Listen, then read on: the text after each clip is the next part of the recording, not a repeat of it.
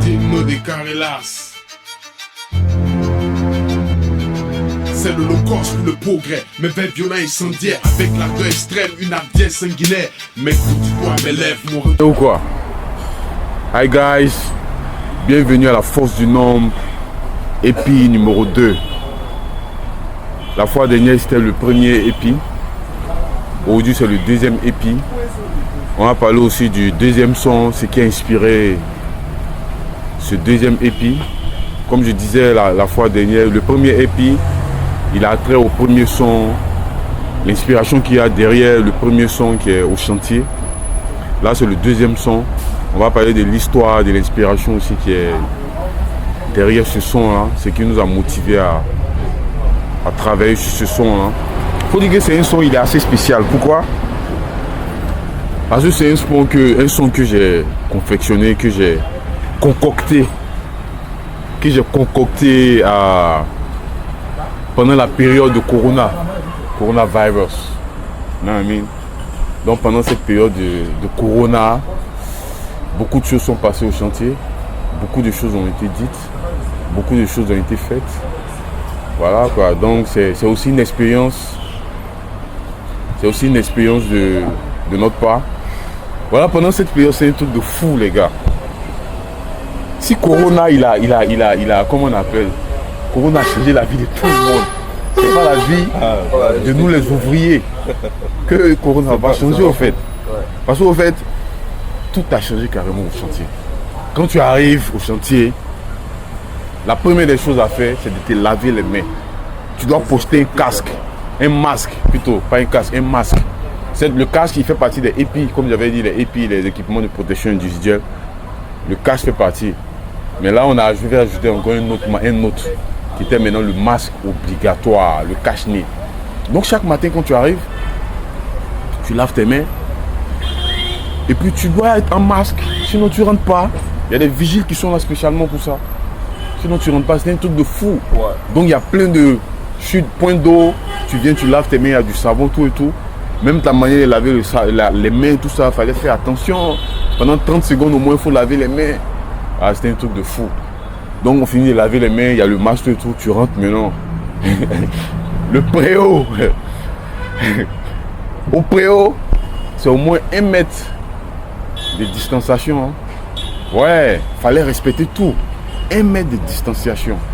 Donc ton gars est assis là, tu dois avoir au moins 1 mètre entre vous deux. Il est en train de bouffer avant de monter comme sur le terrain, avant d'aller au chantier. Il bouffe, il y a au moins 1 mètre entre vous deux. Donc c'est comme ça que les choses se passaient. Il fallait aller se servir aussi, il y a le café qui est là.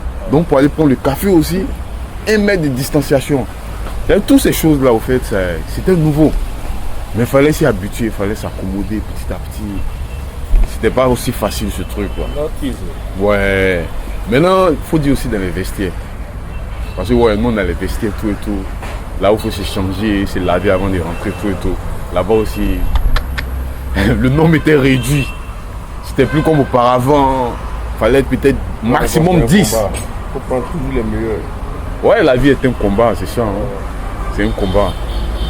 Donc il fallait être au moins 10 et au maximum 10 dans les vestiaires. Et respecter la distanciation des mètres. Donc tout ça, c'était... Souvent on trouvait ça stressant, chiant. Mais on disait que c'était par rapport à coronavirus. Corona était en ville. Il fallait respecter les mesures barrières. Voilà, il fallait porter des masques. Éviter des sorties, surtout les sorties inutiles, tout et tout.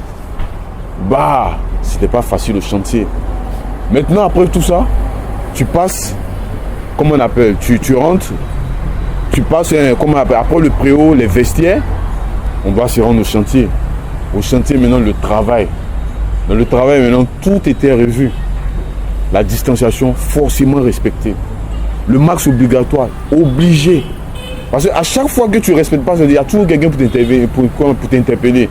Les gars de HSE pour dire, ah mais vous faites quoi là, Pourquoi vous ne respectez pas la distanciation? Parce que eux, HSE, ils sont supposés assurer la sécurité, mais surtout nous inciter à respecter les mesures de sécurité pour éviter les accidents. Comme je disais auparavant dans le premier épi, le monde du ouvrier, il est vraiment exposé, aux grands risques, aux accidents.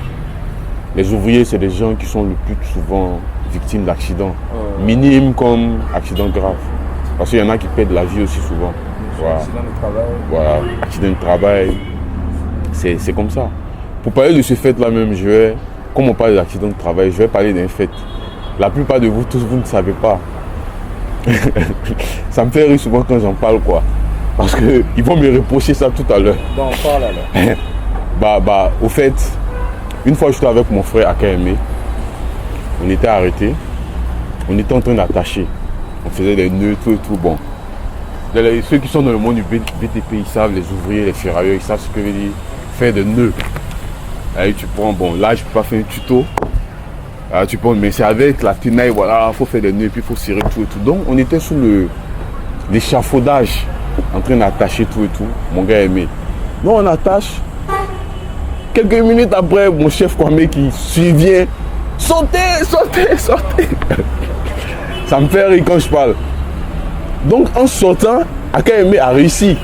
Mais moi en sortant, putain, il a réussi un coup au niveau de la hanche. Je me suis retrouvé à terre. J'ai rien compris. Mais je vous explique ce qui s'est passé au fait. La grue. Vous savez qu'au fait, la grue occupe une place prépondérante dans le travail au sein du chantier. Donc la grue sert à soulever les charges les plus lourdes. La grue, en soulevant une charge, a percuté l'échafaudage. Donc l'échafaudage était en train de s'écrouler. Nous, on n'a pas vu. Et c'est chef Kwame qui a vu l'échafaudage. Et c'est lui qui nous a dit de sortir. Donc en sautant, le truc m'a fracassé. Ça m'a percuté au niveau des hanches. Je me suis retrouvé par terre. Donc je suis assis couché. Il y a M. Deng qui arrive. Ah, voilà un gars. M. Deng, c'était notre formateur, il est thaïlandais. Lui ne parle pas français, il parle qu'anglais. Donc c'est pratiquement à cause de lui que j'étais sur le chantier. C'est l'une des premières raisons pour laquelle j'étais sur le chantier. Faire la traduction anglais-français, français-anglais, et puis apprendre d'autres choses. Big up. So Deng, I know right now you are in Thailand, chilling, I don't know. But I just want to say hi, big shout out, big up, thank you for everything you have done on the site. Really appreciate, love you. Ce message c'est justement pour M. Deng.